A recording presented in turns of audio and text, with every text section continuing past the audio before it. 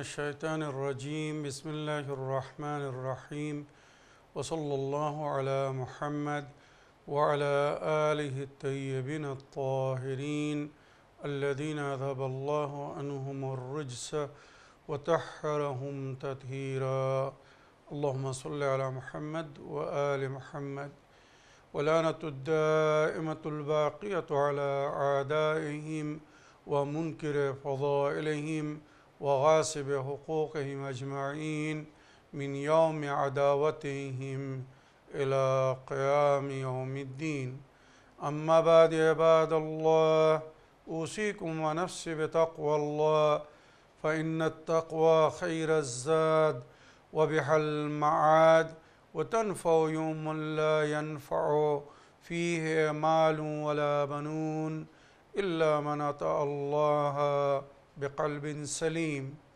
وصلى الله على محمد وعلى آله الطيبين الطاهرين اللهم صل على محمد وآل محمد আমার প্রিয় দর্শক ও শ্রোতাবৃন্দ আসসালামু আলাইকুম ওয়া রাহমাতুল্লাহি ওয়া বারাকাতুহু আপনাদের সকলকে আন্তরিক সালাম ও শুভেচ্ছা জানিয়ে আজকের অনুষ্ঠান ইসলাম ইন বাংলায় আপনাদেরকে স্বাগতম জানাই। আশা করি আপনারা যে যেখানে আছেন ভালো আছেন, কুশল ও মঙ্গলে আছেন, সুখে থাকুন, শান্তিতে থাকুন, সমস্ত প্রকারের দুঃখ কষ্ট থেকে মুক্তিতে থাকুন। আল্লাহ রব্বুল আলামিনের কাছে এই কামনা করি। যারা অসুস্থ আল্লাহ তাদেরকে সুস্থতা দান করুন, যারা ঋণে ভুগছে আল্লাহ তাদেরকে ঋণ মুক্তি করুন। ওইরূপ যাদের জীবনে কোনো প্রকারের অভাব বা অশান্তি আছে আল্লাহ রব্বুল আলামিন তাদের সকলের জীবনে সুখ শান্তি দান করুন ও সকলের মনোকামনা আশাকে পূরণ করুন। আমাদের সকলকে সৎ পথে চলার, অসৎ পথ থেকে দূরে থাকার এবং এক অপরকে সৎ উপদেশ দেওয়ার তৌফিক দান করুন। আমরা যেন সত্য বা হক জিনিসকে জেনে শুনে মেনে তার উপরে আমল করে সেটা অন্যদের সামনে তুলে ধরতে পারি বা সকলের কাছে পৌঁছে দিতে পারি। আল্লাহ রব্বুল আলামিন আমাদেরকে সেই মনোবল ও নেক তৌফিক দান করুন। আমিন ইয়া রাব্বাল আলামিন। এই দোয়ার সঙ্গে আজকের পর্ব শুরু করতে চলেছি। বিনা কোনো ভূমিকায় সরাসরি আপনাদের পাঠানো পেন্ডিং প্রশ্নের উত্তর দিতে চাই। তাই আসুন দেখি কোথা থেকে কে কী প্রশ্ন করছেন। আগে কিছু লিখিত চিঠি পড়ব, তারপরে ইনশাআল্লাহ আপনাদের পাঠানো ভয়েসমেল বা অডিও রেকর্ডিং প্লে করব। সালামুন আলাইকুম ভাই, আমি হুগলি থেকে বলছি। JSK। আল্লাহ পাক তার অসীম দয়ায় ও তার সর্বাধিক প্রিয় বান্দা বান্দিগণের দোয়ায় আপনাকে, আপনার পরিবারকে ও সকল মোমেনাকে ইমামে জামান আলাইহিস সালামের মাধ্যমে হেফাজত করুন। আমিন ইয়া রাব্বাল আলামিন। আমার প্রশ্ন, কোরআনের শেষ আয়াত কোনটি? সূরা মাআরিজের প্রথম আয়াতের শানে নুজুল জানাবেন প্লিজ। খোদা হাফিজ, ফি আমানিল্লাহ। ওয়ালাইকুম আসসালাম ওয়া রাহমাতুল্লাহি ওয়া বারাকাতুহু। আমার প্রিয় ভাই বা বোন, আপনার চিঠি লেখার জন্য আপনাকে অনেক অনেক ধন্যবাদ জানাই এবং দোয়াতে স্মরণে রাখার জন্যে কৃতজ্ঞ জ্ঞাপন করি। আপনি দুটি প্রশ্ন রেখেছেন। প্রথম প্রশ্ন, কোরআনের শেষ আয়াত কোনটি? আর দ্বিতীয় প্রশ্ন, সূরা মাআরিজের প্রথম আয়াতের শানে নুজুল কি? তো কোরআনের শেষ আয়াত আমাদের আহলে সুন্নাত ভাইদের মুফাসসিরিনরা যেটা লিখেছেন সেটা হচ্ছে সূরা বাকারা আয়াত নম্বর 281। কিন্তু আমাদের শিয়া উলামারা, বিশেষ করে আহলে বায়তের অনুগামী অনুসারীরা আহলে বায়তের ব্যাখ্যায় বা আহলে বায়তের তালিমাত অনুযায়ী, আহলে বায়তের তাফসির অনুযায়ী, যেটা ইমামে জাফর সাদিক আলাইহিস সালাম নিজের তাফসিরে লিখেছেন, ইমামে রেজা আলাইহিস সালাম নিজের তাফসিরে লিখেছেন, ইমামে হাসান আসকারি আলাইহিস সালাম নিজের তাফসিরে লিখেছেন। সুতরাং আহলে বায়তের তাফসিরের মধ্যে যেটা জিকির হয়েছে সেটা হচ্ছে সূরা মায়েদার আয়াত নম্বর 3 হচ্ছে কোরআনের শেষ আয়াত। মনে রাখবেন, সূরা মায়দা আয়াত নম্বর 3। গাদিরে খুমের ময়দানে যখন মাওলা আলী আলাইহিসসালামের ওয়েলায়াত ও খেলাফতের ঘোষণার সঙ্গে সঙ্গে দিন পরিপূর্ণ হয়েছিল, তখন জিবরাইল আমিন আল্লাহর তরফ থেকে এই শেষ আয়াত নিয়ে এসেছিলেন, আল-ইয়াওমা ইয়াইসাল্লাযীনা কাফারু মিন দীনিকুম ফালা তাখশাওহুম ওয়াখশাওনি আল-ইয়াওমা আকমালতু লাকুম দীনাকুম। আজ কাফেররা আয় নবী আপনার দিন থেকে নিরাশ হয়েছে, আপনি তাদের ভয় করবেন না, আল্লাহর ভয় করুন। আজ আমি দিনকে পরিপূর্ণ করলাম, আল-ইয়াওমা আকমালতু লাকুম দীনাকুম। আল্লাহ ঘোষণা দিচ্ছেন নবীর মাধ্যমে, জিবরাইল আমিন এই আয়াত নিয়ে এসেছেন, আজ দিন পরিপূর্ণ হলো, এরপরে আর দিনের মধ্যে নতুন কোনো জিনিস অ্যাড হবে না। মনে রাখবেন, আল-ইয়াওমা আকমালতু লাকুম দীনাকুম, আজ আমি দিন কমপ্লিট করলাম, পরিপূর্ণ করলাম।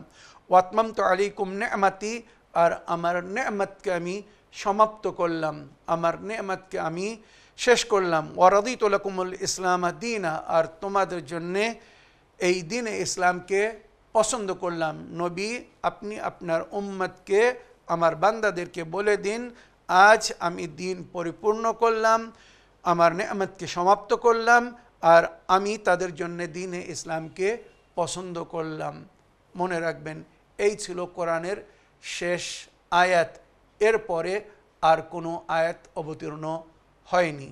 সুতরাং যেটা আহলে বায়ত বলেছেন সেটাই সত্য, কেননা আহলে বায়তের সত্যতার সম্পর্কে কোরআন সাক্ষী দিচ্ছে। খ্রিস্টানদের বিরুদ্ধে, মিথ্যাবাদীদের বিরুদ্ধে সত্যবাদী রূপে নবী নিজের সাথে যাদেরকে নিয়ে গিয়েছিলেন সেই আহলে বায়ত বলেছেন, সেই নবীর পাক বংশধারীরা বলেছেন। কোরআনের শেষ আয়াত হচ্ছে সূরা মায়দার আয়াত নম্বর 3। এবারে আপনার দ্বিতীয় প্রশ্ন ছিল সূরা মাআরিজের প্রথম আয়াতের শানে নুজুল কি। সূরা মাআরিজের প্রথম আয়াতের শানে নুজুল যেটা রওয়ায়েতে উল্লেখ হয়েছে, গাদিরে খুমের ময়দানে যখন নবী করিম সাল্লাল্লাহু আলাইহি ওয়াসাল্লাম আল্লাহর আদেশে, আল্লাহর হুকুমে মাওলাই কায়নাতকে এই বলে নিজের উম্মতের অভিভাবক করেছিলেন বা নিজের প্রতিনিধি ও খলিফা তৈরি করেছিলেন, মান কুনতু মাওলাহ ফাহাদা আলিউন মাওলাহ, আজ পর্যন্ত আমি তোমাদের যাদের মাওলা ছিলাম, অভিভাবক ছিলাম, আজ থেকে আলী তাদের অভিভাবক, তাদের ওয়ালি বা তাদের মাওলা। যখন এই ঘোষণা করলেন, এমন সময় হারিস নোমান আল ফাহরি, যার পুরো নাম হারিস, আসছে রসুল খোদা সাল্লাল্লাহু আলাইহি ওয়াসাল্লামের কাছে, এসে বলছে, এ আল্লাহর নবী, আপনি আমাদেরকে আল্লাহর প্রতি বিশ্বাস স্থাপন করতে বললেন, আমরা আল্লাহর প্রতি বিশ্বাস স্থাপন করলাম, আল্লাহর সাক্ষী দিলাম, লা ইলাহা ইল্লাল্লাহ। আপনি আপনার প্রতি বিশ্বাস স্থাপন করতে বললেন, আপনি আল্লাহর নবী, আল্লাহর তরফ থেকে রসুল এসেছেন, আমরা সাক্ষী দিলাম মুহাম্মদুর রাসূলুল্লাহ। আপনি নামাজ পড়তে বলেছেন, আমরা নামাজ পড়েছি। আপনি জাকাত দিতে বলেছেন, আমরা জাকাত দিয়েছি। রমজান মাসে আপনি রোজা রাখার আদেশ করেছেন, আল্লাহর হুকুমে আমরা রোজা রেখেছি। হজ করতে বলেছেন, আমরা হজ করেছি।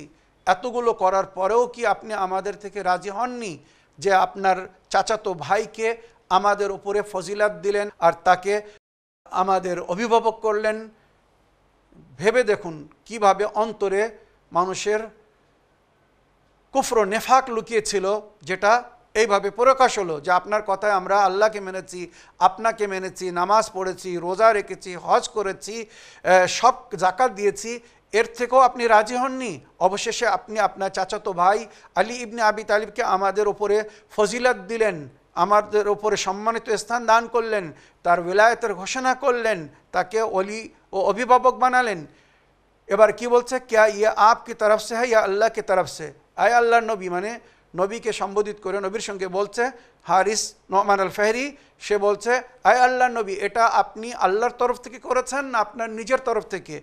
রসুল্লাহ খুদা সাল্লাল্লাহু আলাইহি ওয়াসাল্লাম নে ফরমায়া, তখন নবী করিম সাল্লাল্লাহু আলাইহি ওয়াসাল্লাম বললেন, ওয়াল্লাহ আল্লাযী লা ইলাহা ইল্লা হুয়া মা হুয়া ইল্লা মিনাল্লাহ, আমি এই যে ঘোষণা করেছি আল্লাহর সাক্ষী করে বলছি, যার ছাড়া কোনো মাবুদ নেই, এটা তার আদেশে, মানে আমি যে হজরত আলীকে আমার উম্মতের অভিভাবক করেছে, হজরত আলী আলাইহিস সালামের ওলায়াত এবং আমার পরে তার খেলাফতের যে আমি ঘোষণা করেছি, এটা আল্লাহর আদেশে। ইয়া আইয়ুর রাসূল বাল্লিগ মা উনজিলা ইলাইকা মির রাব্বিক বিআন্না আলিয়ান মাওলাল মুমিনিন, আল্লাহর তরফ থেকে এইভাবে আমাকে আদেশ করা হয়েছে, আয় আমার নবী, আয় আমার রসুল, আপনার তরফ থেকে যে আল্লাহর তরফ থেকে আপনাকে যে আদেশ করা হয়েছে যে আপনি হজরত আলীকে মুমিনিনদের মাওলা করুন, আপনি এই বাণী পৌঁছে দিন। তো আমি আল্লাহর হুকুমে হজরত আলীর ওলায়াতের ঘোষণা করেছি।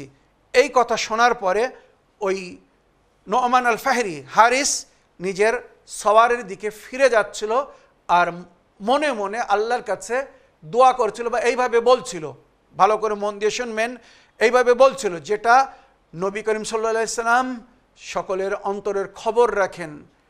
সে যখন এইভাবে, আমরা কথা বলি না, অনেক সময় মানুষ প্রকাশ্যে বলতে পারে না বলে বিড়বিড় বিড়বিড় করতে করতে ফিরে যায়, তো বিড়বিড় করতে করতে ফিরে যাচ্ছিল, আর মানে সে অল্প স্বরে বলছিল যে হ্যাঁ, হে আল্লাহ, এই যে নবী হজরত আলীকে উম্মতের অভিভাবক করেছেন বা নিজের খলিফা করেছেন, নিজের পরে নিজের প্রতিনিধি করেছেন, যদি এটা আপনার তরফ থেকে, মানে নোমান ফাহরি হারিস বলছিল, হে আল্লাহ, এটা যদি আপনার আদেশে আপনার তরফ থেকে নবী করে থাকে তো আমার উপরে আযাব নাজিল হোক, পাথর পড়ুক আমার উপরে। আর যদি খোদা না করুক, আর যদি এটা নবী নিজের তরফ থেকে ঘোষণা করে থাকে, নবী নিজের তরফ থেকে আলীকে উম্মতের অভিভাবক করে থাকে বা আলীকে নিজের খলিফা বা প্রতিনিধি করে থাকে, তো তার উপরে আযাব নাজিল হোক, আযুবিল্লাহ সুম্মা আযুবিল্লাহ, এইভাবে দোয়া করছিল। এখনও রবায়ত লিখছে, ये सुनकर हारिस कहते हुए पलटा, ऐ अल्लाह, अगर जो कुछ मोहम्मद कहता है हक है तो हम पर आसमान से पत्थर गिरा और दर्दनाक अजाब नाजिल कर दे। साला साइलुन बेअदाबिन ওয়াকে। সূরা মাআরিজের প্রথম আয়াতে যেটা জিকির হচ্ছে, একজন প্রশ্ন করে, একজন সায়েল আল্লাহর কাছে আযাব চেয়েছিল, তো তার উপরে সঙ্গে সঙ্গে ওই আযাব এসেছিল। फिर कसम ब खुदा वो अपनी ऊँटनी तक पहुँचने ना पाया था कि उसके सर पर अल्लाह की तरफ से अल्लाह ने एक पत्थर गिराया जो उसके दिमाग पर लगा और नीचे से निकल गया और वो मर गया। उस मौके पर यह आयत नाजिल हुई। सूरह माआरिजेर प्रथम आयत तखन अवतीर्ण হয়েছিল, সালা সাইলুন বিআযাবিন ওয়াকি। এই হারিস নোমান আল ফাহরি যখন আল্লাহর কাছে আযাব চেয়েছিল যে আলীর ওলায়াতের ঘোষণা যদি নবী নিজের তরফ থেকে করে থাকে তো নবীর উপরে আযাব নাজিল হোক, আর নবী যদি আল্লাহর হুকুম এটা করে থাকেন তো আমার উপরে আযাব নাজিল হোক। যেই বলেছে সঙ্গে সঙ্গে আকাশ থেকে একটা পাথর পড়ে তার মস্তিষ্ক ছিদ্র করে তার পেছন থেকে বাইরে হয়ে গিয়েছিল। এগুলো বহু ইতিহাসের মধ্যে লেখা হয়েছে। আর সঙ্গে সঙ্গে ওখানেই মরে গিয়েছিল। যখন তার সম্পর্কে নবীর কাছে জিজ্ঞাসা করা হলো, আয় আল্লাহ নবী, এই ব্যক্তি এখন আপনার সঙ্গে সাক্ষাৎ করে গেল, এখনও নিজের সওয়ারি কাছে পৌঁছায়নি, হঠাৎ সে পড়ে মারা গেল। তখন নবী বললেন, এইভাবে মারা যায়নি, ওর উপরে আল্লাহর আযাব নাজিল হয়েছে। ও হজরত আলীর ওলায়াতকে অস্বীকার করেছে বলে আল্লাহর উপরে আযাব নাজিল করেছে। ও মনে মনে বলতে বলতে যাচ্ছিল, আল্লাহর কাছে নালিশ করতে করতে যাচ্ছিল যে আমি যদি নিজের তরফ থেকে আলীর ওলায়াত বা খেলাফতের ঘোষণা করে থাকি তাহলে মোহাম্মদ নবীর উপরে আল্লাহর আযাব আসুক, আর যদি এটা আল্লাহর তরফ থেকে হয়ে থাকে তো আমার উপরে আযাব আসুক, মানে হারিসের উপরে আযাব আসুক। তার কথা সঙ্গে সঙ্গে আল্লাহর দরবারে পৌঁছে গেছে। সঙ্গে সঙ্গে আল্লাহ তার মনের কথাকে জেনে নিয়েছে বা তার দোয়াকে কবুল করে তার উপরে আযাব পাঠিয়েছে। সুতরাং যে দেখো তার মস্তিষ্কের মধ্যে একটা ছিদ্র পাবে, আর পেছন দিক থেকে ওই পাথর বাড়িয়ে গেছে, দেখো ওখানে সেই পাথরও পড়ে আছে। সুতরাং সাহাবীরা যে দেখলো যে তার মস্তিষ্ক ছিদ্র হয়ে গেছে আর পেছন দিক থেকে সেই পাথর বাইর হয়ে পড়ে আছে। মনে রাখবেন, এটা প্রকাশ্য শাস্তি ছিল, আযাব ছিল ওই ব্যক্তির জন্যে যে হযরত আলীর ওলায়াত বা খেলাফতকে অস্বীকার করবে। এর চেয়ে তো ক্লিয়ার পরিষ্কার প্রমাণ আর হতে পারে না। তাই এখনও যারা নোমান আল ফাহরি বা হারিসের মতো হযরত আলী আলাইহিস সালামের ওলায়াত থেকে অস্বীকার করছে, ইনকার করছে, হয়তো ইহকালে তাদেরকে রেহাই দেওয়া হয়েছে, ছুট দেওয়া হয়েছে, আল্লাহ তাদের রশ্মিকে ঢিল দিয়েছে, পরকালের আযাব থেকে তারা কিন্তু নেজাত পাবে না।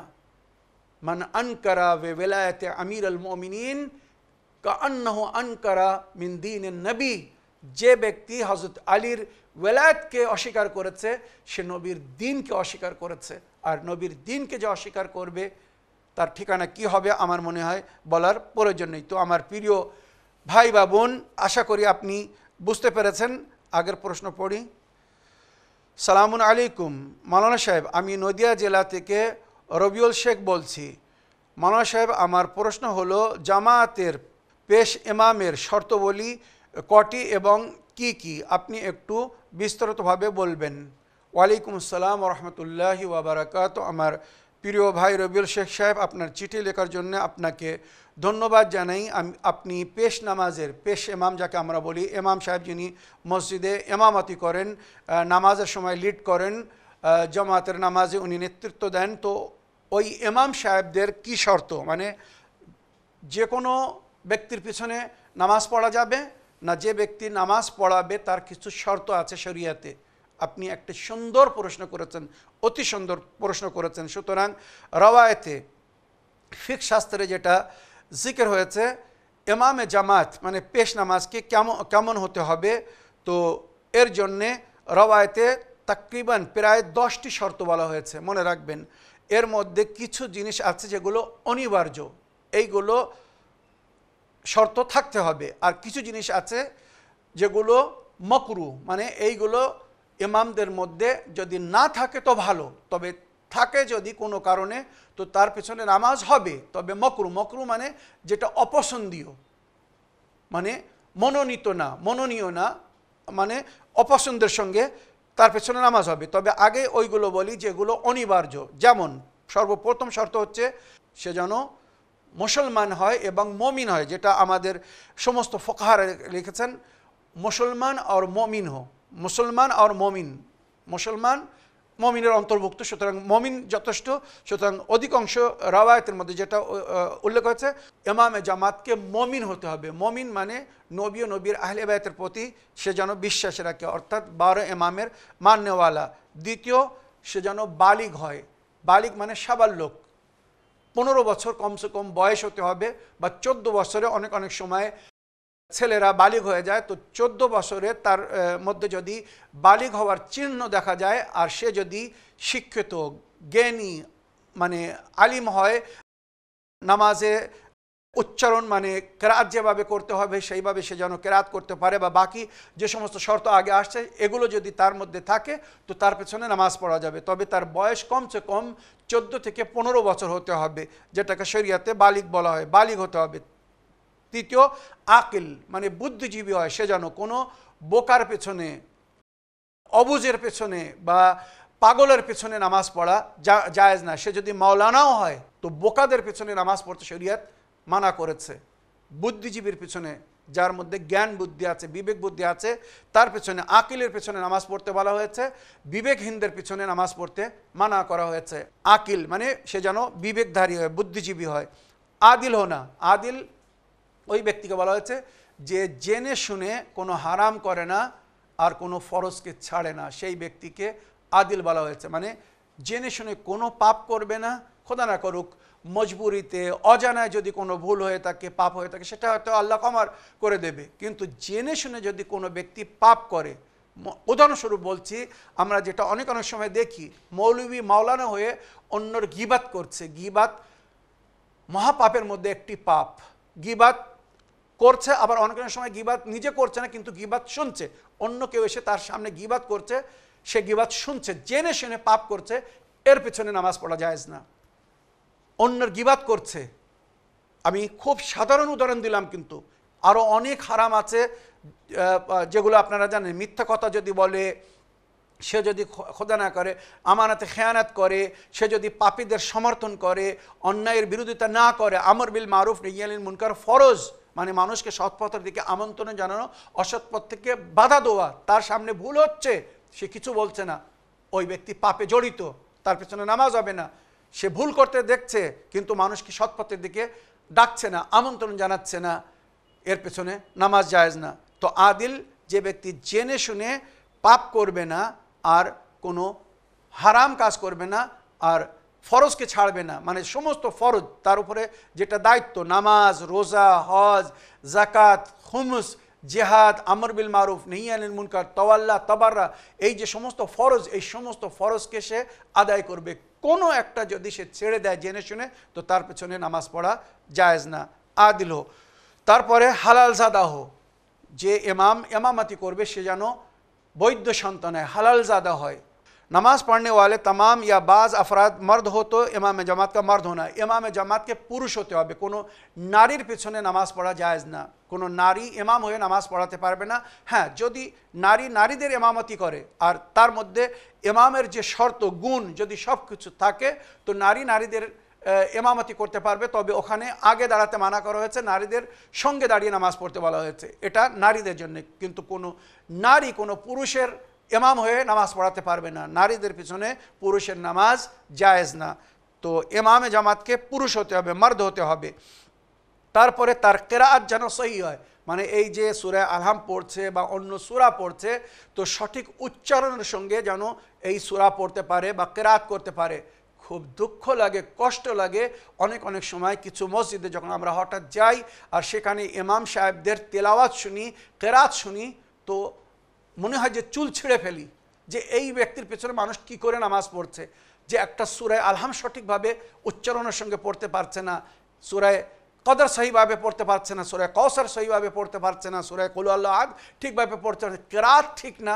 মনে রাখবেন, এমন ব্যক্তির পিছনে নামাজ পড়া জায়েজ না।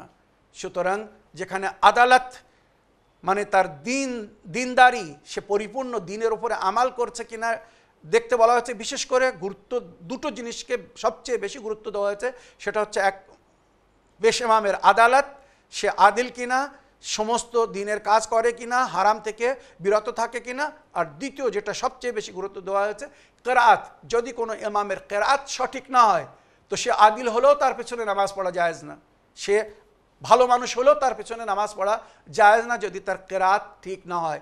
আমি এই কথা যেগুলো বলছি আপনারা একটু যাচাই করে দেখুন, সঠিক জিনিস জানুন যে আপনারা যার পিছনে নামাজ পড়ছেন তার কেরাত ঠিক কিনা।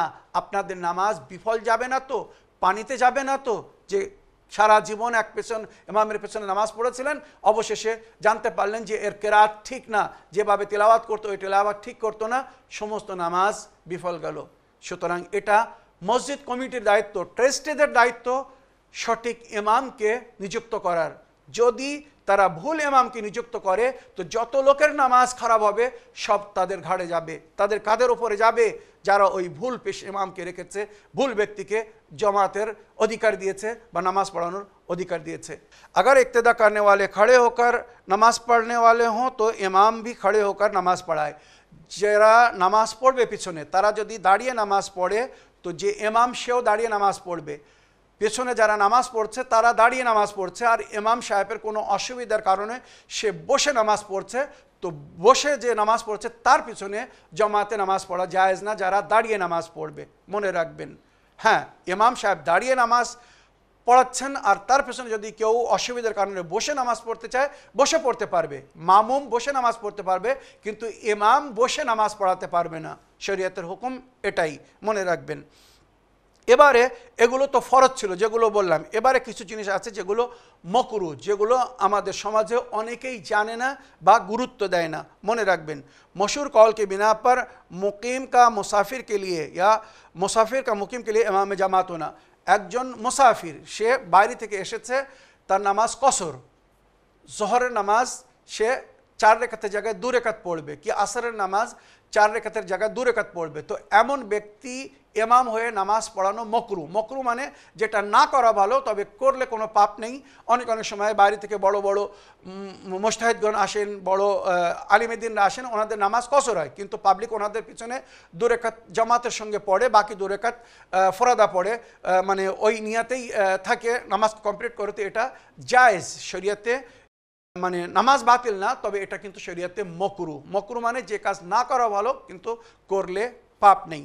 তো মুসাফির হাজিরদের, হ্যাঁ, মুসাফিরদেরকে নামাজ পড়াতে পারবে, মানে যারা নামাজ পড়ছে তারাও মুসাফির, যে নামাজ পড়াচ্ছে সেও মুসাফির, কোনো অসুবিধা নেই। কিন্তু মুসাফির হাজিরিনদের, মানে যারা বসতি, ওখানকার মানুষ যাদের নামাজ পুরো, আর যার নামাজ কসর সে ইমাম হয়ে নামাজ পড়ানো মকরু। জোজাম আর বরস কে মরিজ কা ইমামে জামাত হোনা, যাদের মধ্যে এই সমস্ত শারীরিক রোগ, চর্মরোগ যাকে বলে, জোজাম মানে কড়ি বা বরস মানে সাদা যে পাখর দাগ হয়ে যায়, এদের পিছনে নামাজ পড়া মকরু। আমাদের সমাজে এমন অনেক ইমামরা আছে যারা এই রোগে ভুক্ত, তাদের পিছনে নামাজ পড়া মকরু, যাদের গায়ে সাদা দাগ বা শরীরে কড়ি হয়ে আছে। जिस पर शरीयत जारी हुई हो और उसके तौबा करने के बाद इमाम জামাত होना, যার উপর শরীয়ত জারি হয়েছে, শরীয়ত জারি মানে শরীয়তের হুকুম লাগু হয়েছে, সে কোনো এমন ভুল পাপ করেছে তার জন্য সে সাজা প্রাপ্ত হয়েছে, যার উপরে শরীয়ত জারি হয়েছে তার পিছনে নামাজ পড়া মকরু। ऐसे इंसान जो किसी उज़्र के बगैर मख्तून ना हो, যার মুসলমানি হয়নি, তার পেছনে জামাতে নামাজ পড়া মকরু। মনে রাখবেন, মুতাখিরিন में मशहूर कौल के बिना पर देहाती और गैर देहाती के लिए इमाम জামাত होना, শরীয়তে যেটা বলা হয়েছে মানে অশিক্ষিত মূর্খ, এখানে দেহাতি বলা হয়েছে মূর্খ, যারা কোনো প্রকারের জ্ঞান রাখে না, কিন্তু মনে হচ্ছে সে একটা ভালো মানুষ, খুব সাদাসিধে মানুষ, সে কোরআন পড়তে জানে বা হয়তো সূরা আলহাম মুখস্থ করে নিয়েছে বা অন্য একটা সূরা মুখস্থ করে নিয়েছে, কিন্তু দিনের কোনো সে খবর রাখে না, দিনের বিস্তারিত জ্ঞান রাখে না, শরীয়তের আহকাম জানে না, ইমামের শর্ত জানে না বা নামাজের শর্ত জানে না, কিন্তু শুধু কেরাত সে জানে, নামাজ পড়তে পারে, সুতরাং তার পেছনে কি নামাজ পড়া যাবে? শরীয়তে বলা হয়েছে তার কেরাত সহি হলো, তার পেছনে নামাজ পড়া মকরু। সেই জন্যে ইমামে জামাতকে সবসময় জ্ঞানী এবং আলিম হতে বলা হয়েছে। জ্ঞানী এবং আলিম ব্যক্তি, বিশেষ করে নামাজের সমস্ত মাসলা মাসাইল সে যেন জানে, এমন ব্যক্তির পিছনে নামাজ পড়বেন সে যেন নামাজের সমস্ত মাসলা মাসাইল সম্পর্কে বিস্তারিতভাবে জানে, এমন ব্যক্তির পিছনে নামাজ পড়া মকরু, যে নামাজের সমস্ত মাসলা মাসাইল জানে না বা ইমামে জামাতের সমস্ত শর্তর খবর রাখে না। তায়াম্মুম के साथ नमाज पढ़ने वाले का बावजू शख्स के लिए इमाम জামাত, মনে করুন একজন ইমাম সাহেব কোনো মজবুরিতে উনি অজু করতে পারছেন না বা অজু করেনি, উনি তায়াম্মুম করেছেন, আর পেছনে যারা নামাজ পড়তে এসেছে তারা সবাই অজু করেছে, তাদের কোনো অসুবিধে নেই, তো তায়াম্মুম করে যিনি ইমামতি করতে যাচ্ছেন, যারা অজু করে তার পেছনে নামাজ পড়তে যাচ্ছে, এদের জন্য মকরু ওই ইমামের পিছনে নামাজ পড়া যে তায়াম্মুম করে নামাজ পড়াচ্ছে। সুতরাং এমন ইমামকে খুঁজতে হবে, দেখতে হবে সে যেন অজুর সঙ্গে নামাজ পড়ায়। মনে রাখবেন এটা মকরু, হারাম না, মানে নামাজ হয়ে যাবে, যদি ওই ইমামের পেছনে নামাজ পড়ে নামাজ হয়ে যাবে, তবে এটা মকরু মানে অপছন্দীয় জিনিস। ऐसे शख्स का इमाम জামাত होना जिससे मुक्तदी खुश ना हो, এটা কিন্তু বড় গুরুত্বপূর্ণ কথা, শরীয়তে বলা হয়েছে, নবীর দিনের মধ্যে উল্লেখ হয়েছে, ऐसे शख्स के इमामत में जमात होना जिससे मुक्तदी खुश ना हो, এমন ব্যক্তির পিছনে নামাজ পড়া যাকে মুক্তাদিরা মানে যারা পিছনে নামাজ পড়ছে মামুমিনরা ভালোবাসে না, পছন্দ করে না, হয়তো মসজিদের কমিটির সঙ্গে বা মসজিদের ট্রাস্টিদের সঙ্গে তার সম্পর্ক ভালো বলে সে কোনো রকমে ওই মসজিদে ইমাম হওয়ার সুযোগ পেয়েছে বা তাকে ইমামতি করার সুযোগ দেওয়া হয়েছে, কিন্তু পাবলিক তাকে পছন্দ করে না, অপছন্দ করে, তার ব্যবহার ভালো না, হয়তো তার এখলাক ভালো না, বা তার সম্পর্কে হয়তো অনেক কিছু এমন আছে যেগুলো জানার পরে মানুষ তার থেকে ঘৃণা করে, তো পাবলিক যাকে পছন্দ করে না, পাবলিকের জন্য তার পেছনে নামাজ পড়া মকরু। এটা আমাদের সমাজে কিন্তু এটা আম হয়ে আছে। খুব দুঃখ লাগে, কষ্ট লাগে যখন আমরা দেখি যে পাবলিক একজনকে অপছন্দ করছে, পছন্দ করছে না, তবুও তার সম্পর্ক টেরিস্ট্রিদের সঙ্গে বা মোতাওয়াল্লির সঙ্গে বা মসজিদ কমিটির সঙ্গে ভালো বলে জোর করে তাকে রাখা হয়েছে, পাবলিকের কথা সেখানে শোনা হচ্ছে না, পাবলিককে গুরুত্ব দেওয়া হচ্ছে না, ওই ব্যক্তি নামাজ পড়ছে আর পেছনে পাবলিক অনিচ্ছাকৃতভাবে মানে ইচ্ছা নেই তাও তার পিছনে নামাজ পড়তে হচ্ছে বা নামাজ পড়ছে, এটা শরিয়াতে মকরু। ওই মসজিদ কমিটি হাসরের দিনে ধরা পড়বে যারা মুমিনদের ইচ্ছা বিরোধী ব্যক্তিকে রেখে নামাজ পড়ানোর ব্যবস্থা করে রেখেছে। মনে রাখবেন এটা খুব গুরুত্বপূর্ণ জিনিস যেটা আমাদের সমাজে আমরা দেখছি। এছাড়া ফোকাহারা বলেছেন কয়েদি, কোনো কয়েদি ব্যক্তির পিছনে যে কোনো অন্যায়ের কারণে যার জেল হয়েছে আর সে যদি খোদা না করুক সে যদি পাপের কারণে জেল খাটে, তো ওই ব্যক্তির পেছনে নামাজ পড়া মকরু, যে যার উপরে জেল হয়েছে। তবে অনেক সময় নির্দোষ মানুষকে বিনা দোষে যদি ফাঁসিয়ে কয়েদি করা হয় তো তার জন্য এই শরীয়তের হুকুম লাগু না। এটা কার জন্য? যারা পাপ করে জেলে গিয়েছে, কোনো অন্যায়ের কারণে জেলে গিয়েছে, কয়েদি হয়েছে, তো ওই সমস্ত কয়েদিদের পেছনে সে যদি তওবা করে তো তার পেছনে নামাজ পড়া মকরু। ওইরূপ যারা চুল কাটা কাজ করে, নাপিতের পেছনে, মুসলমান দেশে বা আমরা যে শহরে থাকি অনেক মুসলমানেরা মানে নাপিত, তো নাপিতের পিছনে নাপিতকে ইমাম করে নামাজ পড়া মাকরুহ। ওইরূপ যারা চামড়ার কাজ করে, রং করা কাজ করে, এই ধরনের কাজ করে, মানে যেগুলো আমাদের সমাজে অনেক সময় তুচ্ছ কাজ মনে হয়, এইভাবে আরও অনেক আছে যাদের শারীরিক অংশ নাকিস, শরীরের অংশ নাকিস, মনে করুন একটা হাত নেই, একটা পা নেই, মানে খোড়া বা অপাঙ্গ কোনো শারীরিক ডিসেবিলিটি আছে তাদের মধ্যে, যা পরিপূর্ণ কমপ্লিট না, তো এদের পিছনে নামাজ পড়া মাকরুহ, হারাম না, নামাজ হবে। মনে রাখবেন, আমরা অনেক এমন বুজুর্গানদেরকে দেখেছি তাদের শারীরিক কোনো না কোনো ডিসেবিলিটি বা ইনকমপ্লিট আছে, কিন্তু তাদের পেছনে অনেকেই নামাজ পড়ছে বা নামাজ হচ্ছে, তো এটা শরীয়তে হারাম না, শুধু জাস্ট মাকরুহ বলা হয়েছে। এই যে মাকরুহ কথা বললাম আর ওপরে যে হারাম বললাম, ইমাম জামাতের মধ্যে যে শর্তগুলো হওয়ার দরকার, আশা করি এইগুলো শোনার পরে মসজিদ কমিটি বা ট্রাস্টিরা সজাগ হয়ে একবার যাচাই করে দেখবেন যে ব্যক্তিকে মসজিদে ইমাম তৈরি করে রেখেছেন তার মধ্যে এইগুলো আছে কিনা, আর যেগুলো না থাকার দরকার সেগুলো থেকে বিরত কিনা। কাল হাসরের ময়দানে এই হাজার হাজার মানুষের নামাজ যদি আপনাদের কাঁধের উপরে পড়ে, নিজের নামাজের তো হিসেব আপনি দিতে পারবেন, তাদের নামাজের হিসেব কি করে দেবেন? পাবলিকের কাছে অনুরোধ, আপনারাও সজাগ হন, যদি কোনো ইমামের মধ্যে এই সমস্ত জিনিস দেখেন যেগুলো হওয়া উচিত না, আর যেগুলো হওয়া উচিত সেগুলোর মধ্যে যদি অভাব দেখেন, তো মসজিদ কমিটিকে বলুন যে আপনারা এই ইমামকে কেন রেখেছেন, শরিয়াতে যার পিছনে নামাজ পড়তে মানা করা হয়েছে বা মাকরুহ বলা হয়েছে। আমার প্রিয় ভাই, আশা করি আপনার প্রশ্নের উত্তর পেয়েছেন। এবারে আজকের এপিসোডের শেষ প্রশ্ন নিই, দেখি কোথা থেকে কে কী প্রশ্ন করছেন। কিবলা, সালামুন আলাইকুম। প্রশ্ন, যে সকল দেশে 6 মাস দিন এবং 6 মাস রাত হয়, যেমন নরওয়ে, গ্রিনল্যান্ড, ফিনল্যান্ড ও রাশিয়ার সাইবেরিয়া দেশে সমূহ যে সকল মুসলমানেরা বসবাস করে, তাদের সালাত রোজা রাখার বিধান কি, দয়া করে বলবেন। আলী মেহেদি নূর, ঢাকা থেকে। ওয়ালাইকুম আসসালাম রহমতুল্লাহি ওয়া বারাকাতুহু। আমার প্রিয় ভাই আলী মেহেদি নূর সাহেব, আপনার চিঠি লেখার জন্য আপনাকে অসংখ্য ধন্যবাদ জানাই। যদিও এটা আপনার বা আমাদের দেশের অতি প্রয়োজনীয় মাসলা না, তবুও যখন প্রশ্ন করেছেন তা আমি তার উত্তর দিতে চাই। আশা করি যদি আপনার আপনরা কেউ এই সমস্ত দেশে থাকে তো তাদেরকে এই শরিয়তের সংবিধান জানিয়ে দেবেন। যে সমস্ত দেশে 6 মাস রাত বা 6 মাস দিন হয়, কুতুবে শুমালি আর কুতুবে জুনবি যাকে বলা হয়, যারা বসবাস করছে যে সমস্ত দেশের আপনি নাম লিখেছেন, তো এরা কিভাবে নামাজ পড়বে যেখানে 6 মাস লাগাতার সূর্য দেখা যায়, রাত হয় না, দিন হয় 6 মাস, আবার 6 মাস সেখানে রাত হয়, দিন হয় না, 6 মাস। এই জন্যে আপনারা জানেন শীতকালে এবং গরমকালে সূর্য অস্তের যাওয়ার যে ডেস্টিনেশন চেঞ্জ হয়ে যায়।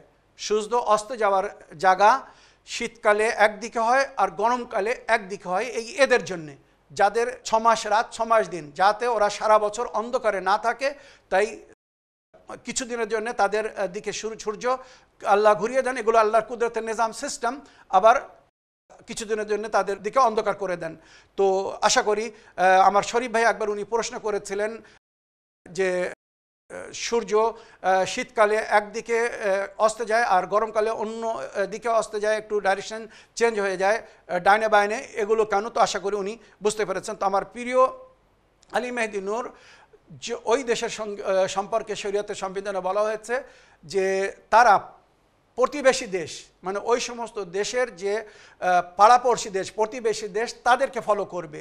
মানে প্রতিবেশী দেশে যে হিসাবে রাত হবে তারা সেই হিসেবে রাতের আমাল করবে, যে হিসাবে দিন হবে সেই হিসেবে দিনের আমাল করবে।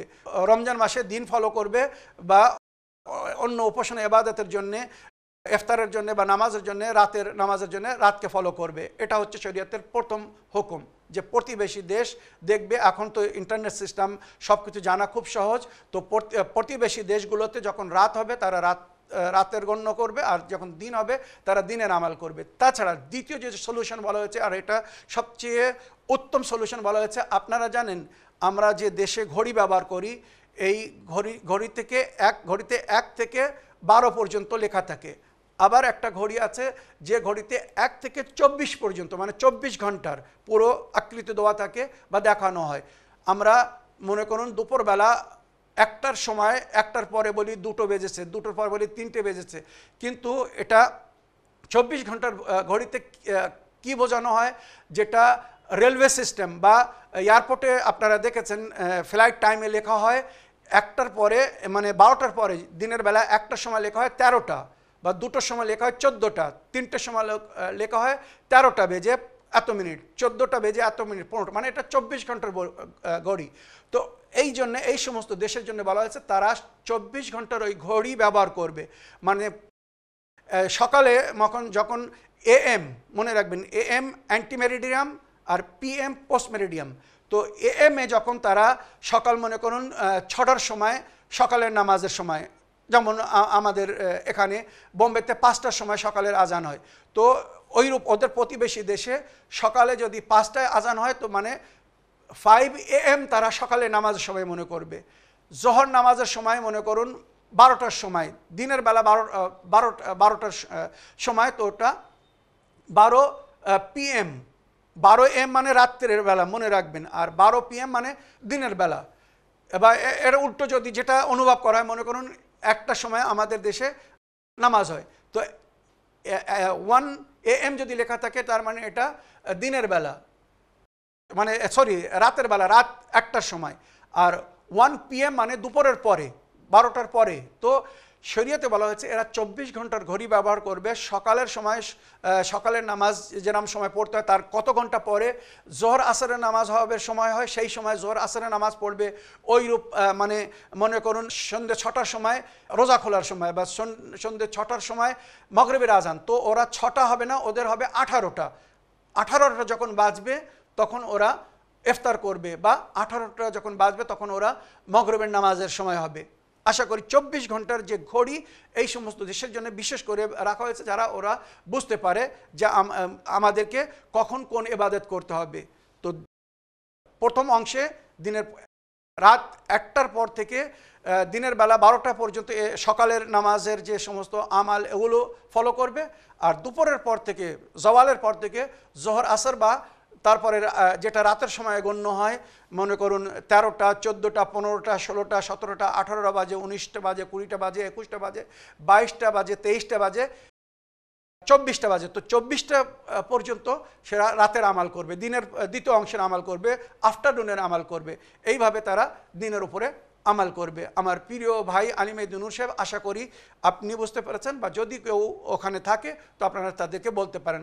1 নম্বর প্রতিবেশী দেশগুলোকে ফলো করবে, আর দ্বিতীয় তারা 24 ঘন্টার যে ঘড়ি ওই ঘড়িকে ফলো করে ওই হিসেবে তারা সকালের নামাজ, জোহর আসর নামাজ বা মাগরিব এশার নামাজ পড়বে, বা ওই হিসেবে তারা রোজা রাখবে এবং ইফতার করবে।